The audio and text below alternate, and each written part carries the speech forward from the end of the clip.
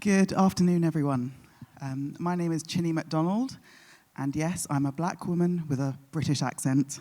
I have the great privilege of being director of Theos, the Religions Society think tank in the UK, and we exist to tell a better story about Christianity in particular and religion in general. But we also try to convince an increasingly secular society in the UK that actually Christian ideas and wisdom honed over many centuries might just be able to help us meet some of the challenges and the biggest questions that society is asking. One of the things that we explore is religious trends and demographics in the UK, the changing face and nature of religion. And that's what we're going to be having a deep dive on in this next session.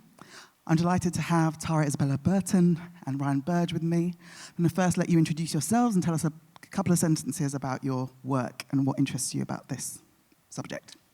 Yeah, my name is Ryan Burge. I'm an associate professor of political science at Eastern Illinois University.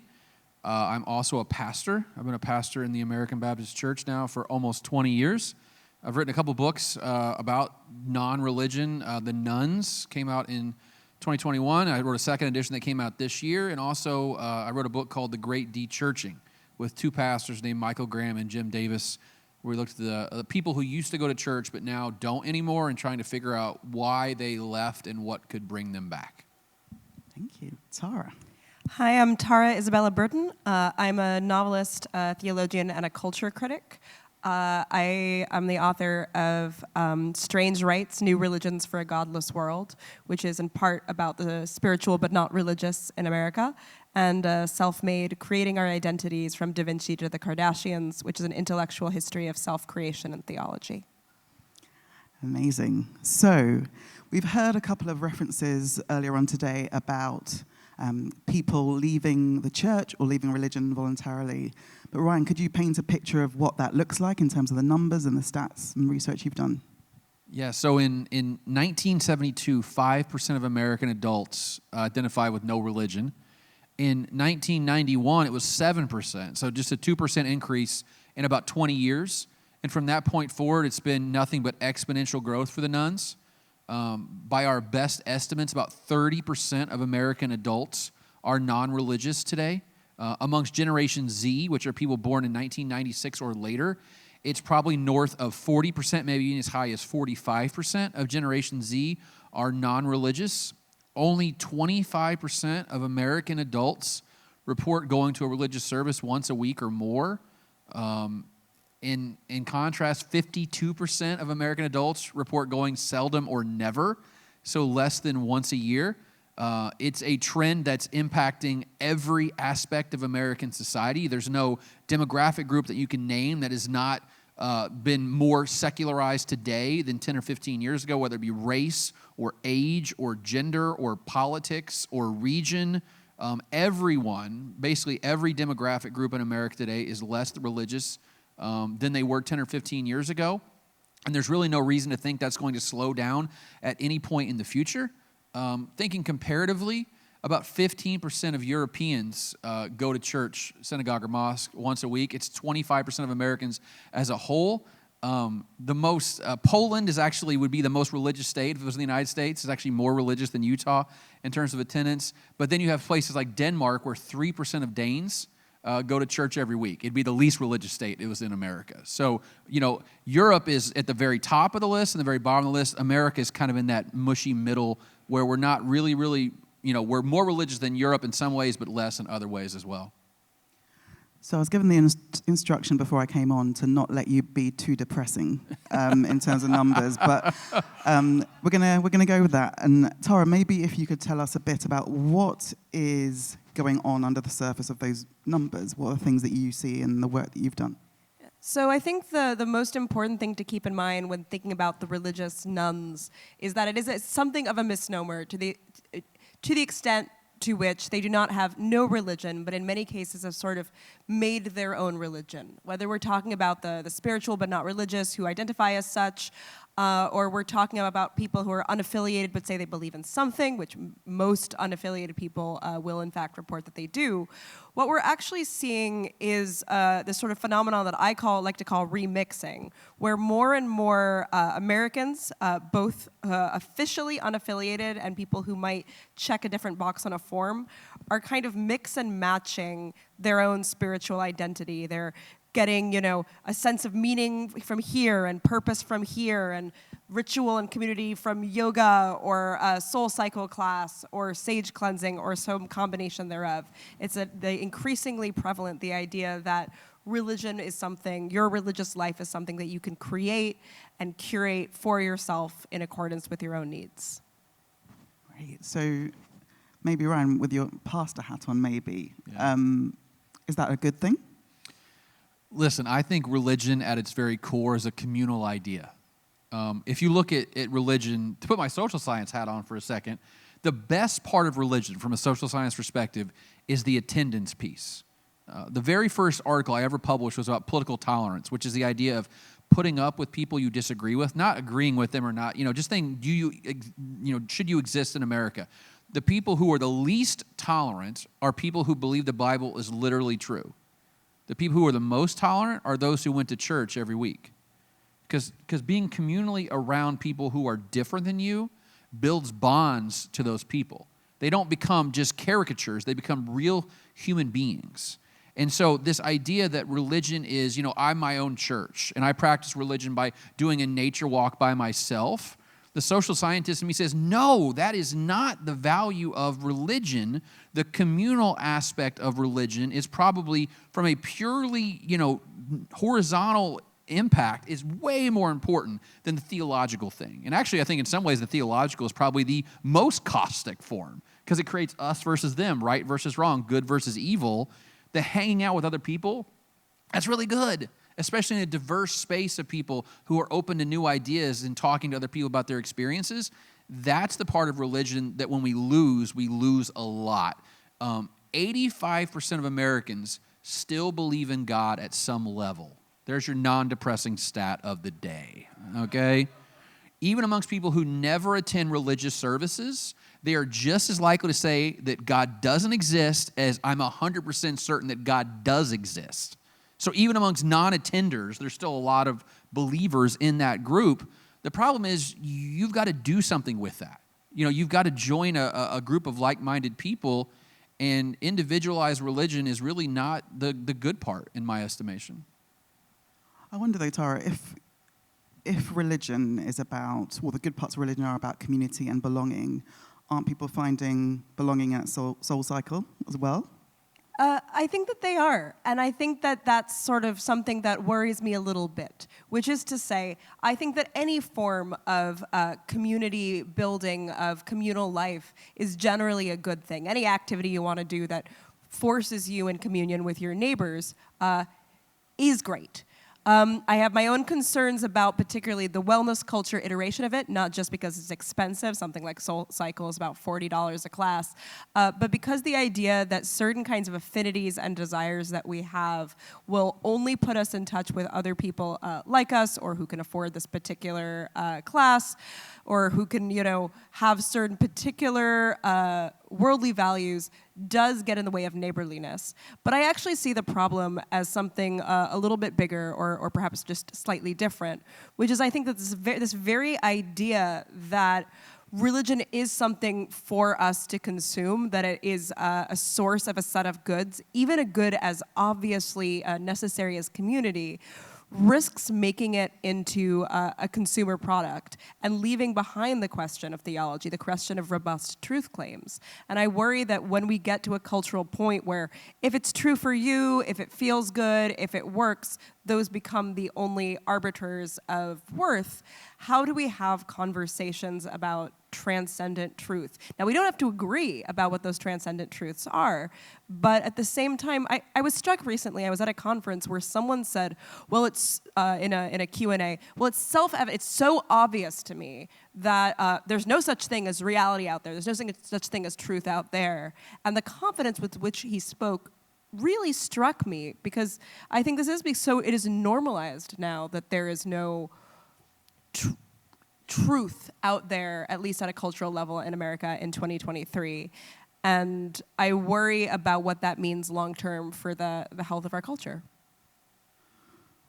Well, we've talked a little bit about the kind of decline in trust of institutions in general, the state of our politics, what is this public that we're trying to kind of serve in terms of the common good. I wonder, maybe if I start with Ryan and then come to Tara, is there something what's distinctive about American non-religion as opposed to potentially what you've seen in other places? Yeah, I think we cannot overscore how important the lack of institutional trust is in American society specifically. I mean, if you look at the data long term on trust in every institution, not just religion, banks, unions, government, media, and religion, we trust it less, significantly less today than we did 20 or 30 years ago. And the only institution, by the way, we trust more is the United States military, which I think is really interesting. It's like a post-Vietnam thing, I think. But, religion is, I don't think it's that unique in that people see it as an institution, especially younger people. I'm struck by how cynical my college students are about everything. No one runs for office because they want to make the world a better place. They run for office because they want to get rich. They want to be powerful. No pastor preaches a good sermon and grows his church because he wants to see more people come to a saving knowledge of Jesus Christ. He does it because he wants to buy a nicer car or a bigger house. Everything has a cynical edge to it, and I think that's such a miserable way to go through life. And I tell my students that all the time. Stop. It's okay to be questioning things. It's not okay to be cynical about everything. Institutions are good. What a crazy idea. What a radical thing to say in the year of our Lord 2023. Institutions are good. St. Augustine apocryphally said, the church is a whore, but she's my mother. No institution is perfect because no human is perfect. The solution to bad institutions is not tearing them down. It's finding ways to remake them. And religion is one of the most powerful institutions in the history of civilization. And the solution that we've been given is just tear it all down, close them all down. We'll be better without it. I think the data on that is pretty clear that, Western Europe got rid of religion, and they've got no xenophobia now, no racism, right? They've solved all their problems in Western Europe when they got rid of religion.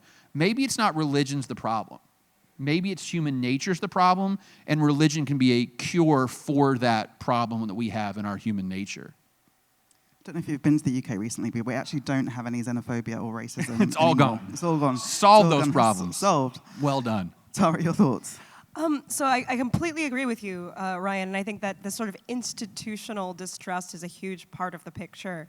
I do think that there is a sort of historic American discomfort with institutions, as well as a sort of historic American obsession with religious ideas, religious sentiments that are deeply, deeply rooted in emotions and this concept of energy. So I don't know how many people in the audience now are familiar with manifesting, which is very popular among members of Generation Z. Apparently, according to one study, at least 50% of Americans believe it works. But it's sort of the idea that, if you concentrate hard enough on wanting a new car or, more money, you will be able to manifest it into existence in the universe through a kind of meditation. This is deeply rooted in older American traditions, particularly New Thought, which is a sort of 1860s self-help craze, but you also find it in, for example, the Law of Attraction, The Secret, so on and so forth. There has always been this sense, at least always, in the past couple hundred years, a sense in American religious life that there are invisible forces, invisible currents, invisible energies that make up a kind of divine sense of the world, and that we can tap into it and harness it psychologically. And I think that this idea has sort of become so embedded in American religious, not just American religious life, American cultural life, American language, about energy and vibes, that sometimes we don't see how pervasive it really is because it's so normal. But this sense, this sense of our internal psychological states being how we get in touch with the divine is simultaneously a kind of normalized idea, and the thing that links a lot of the remixing or remixed religions I talk about in my work together. This idea that you're doing this by looking inwards, focusing on what you want, and that's how you get to God or the divine or that energy through the universe. And I think that particular dynamic is quintessentially American. That's fascinating. Maybe if we stick with the past for a little bit. One of the positives that one of my previous bosses used to say when looking at this kind of religious disaffiliation in the UK was actually what you were left with was the real Christians, right? Because it was no longer socially advantageous to go to church or to occupy a pew on a Sunday morning.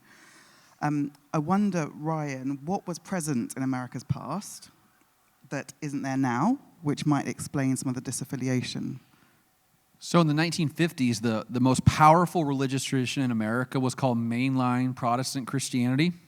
Episcopalians, United Methodists, United Church of Christ, American Baptists, ELCA, PCUSA, Disciples of Christ. The Seven Sisters is what they're called. Best estimates say about half of Americans were mainline Protestants in the 1950s. They dominated every part of society, culture, politics, you name it. They ran the show.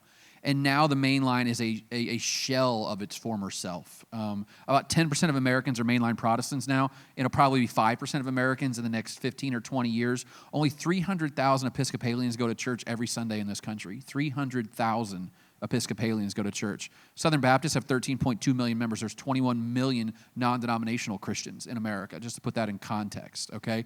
The mainline are people who had this crazy idea that, like, religion can be polite. We can just hang out and talk about Jesus and serve the community and do all those kind of good things. And evangelicals have spent the last 30 or 40 years looking at them and saying, you're not real Christians because you don't believe what we believe. And you know what a lot of mainliners said in response?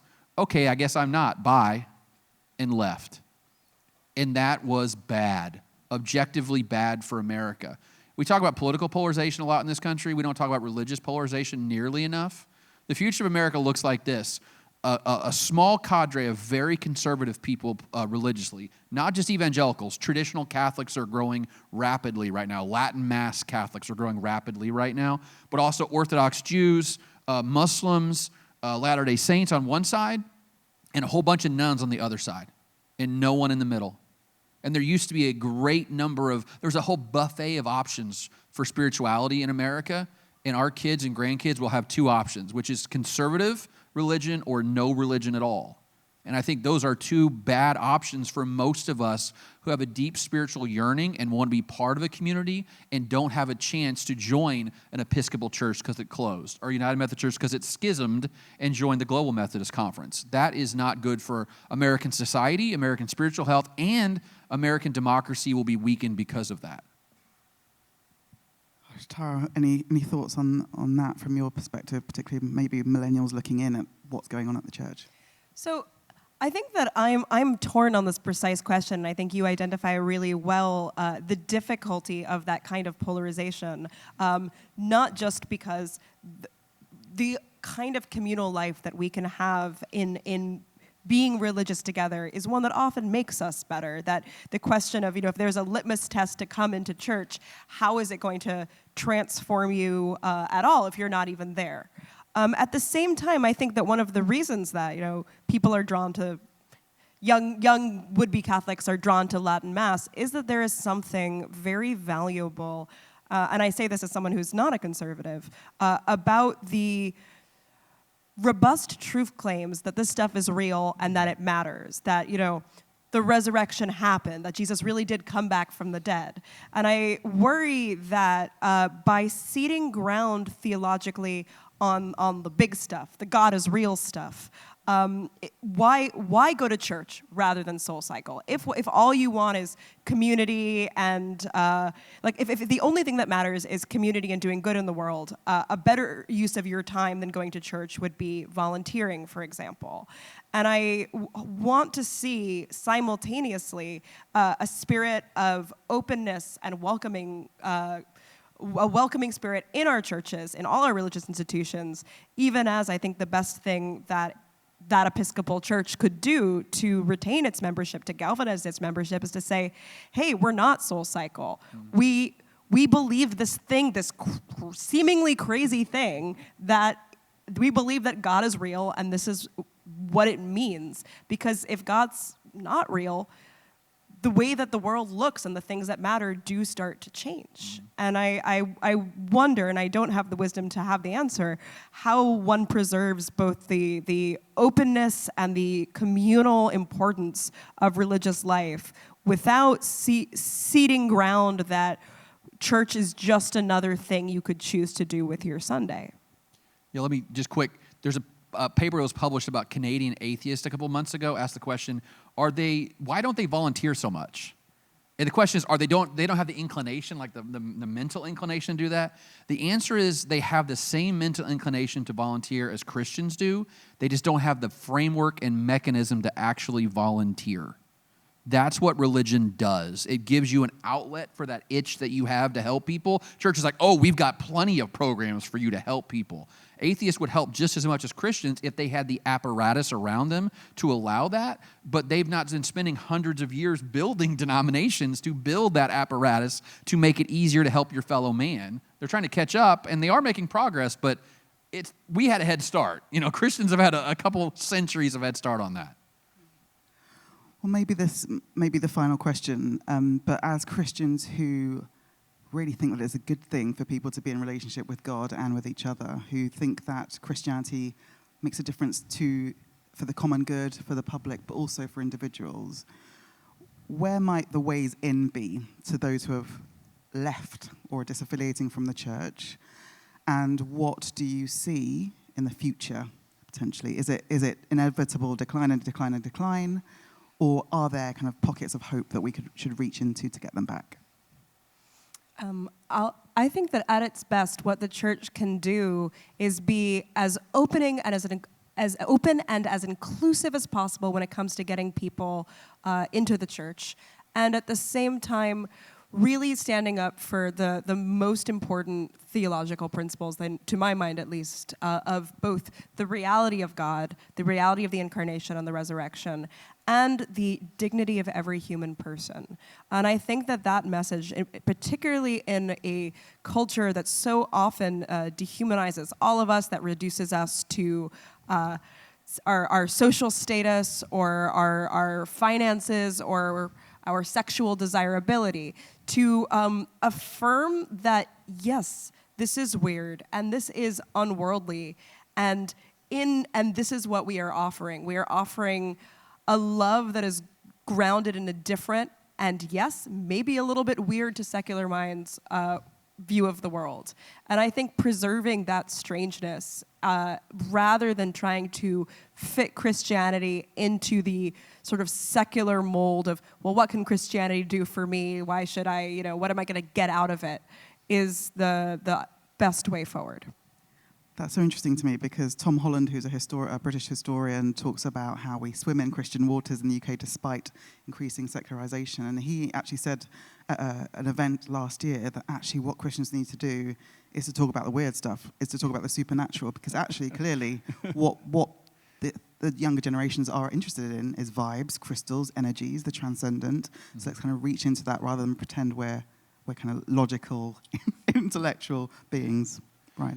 I'll give a social science answer, which is, theologians and pastors, if you're in the audience, I love you. I'm a pastor as well, but there's a phrase I learned in grad school. It says, if you have a hammer, the whole world looks like a nail. Not everything's theological all the time, and a lot of people come to church for a wrong reason and then stay for the weird belief stuff on the other side. So give people a lot of wrong reasons to come to your church, meaning horizontal reasons. You guys get what I mean when I say that, right? Just an opportunity to meet other people and hang out with no obligations and no time limits and no evangelistic sermon and no contact card and no praise and worship. Just sit around a table and enjoy potluck or barbecue. Have a circus in the yard. Have a flag football game. Have a get together for no reason at all. I tell pastors, find 5% of your budget and put it in social stuff. Purely social stuff. And get people on the grounds of your church, and they're going to realize something really quick. You're not all a bunch of weirdos. Well, some of you are a bunch of weirdos, but not all of you. You're just people trying to get through life as best you know how with the tools that you have, and other people want to do that too. in a post-COVID world, we're more atomized than we've ever been before. You know, Robert Putnam wrote Bowling Alone in the 1990s. It should be called tweeting alone and Facebooking alone and Netflixing alone and Instagramming alone and TikToking alone, right? We are more socially isolated than ever before, and we see all these crimes are rising. Mental health is in the tank. Guys, we know the solution. It's hanging out with other people. It's not that hard. Churches find reasons to get people to hang out. Just hang out. And then they might stick around for the right reasons and actually hear the sermon and actually have a relationship with Jesus Christ and each other. And that's how you change the world. Not by saying turn or burn, but say, come hang out with us and live life with us. And you'll realize that life together is better than life by yourself. And I think that's how you do it. Thank you. I got Ryan, to clap. Oh my gosh. You started off depressing, but you brought it back right at the end. Thank you so much. Please put your hands together for my panel. Thanks, everybody.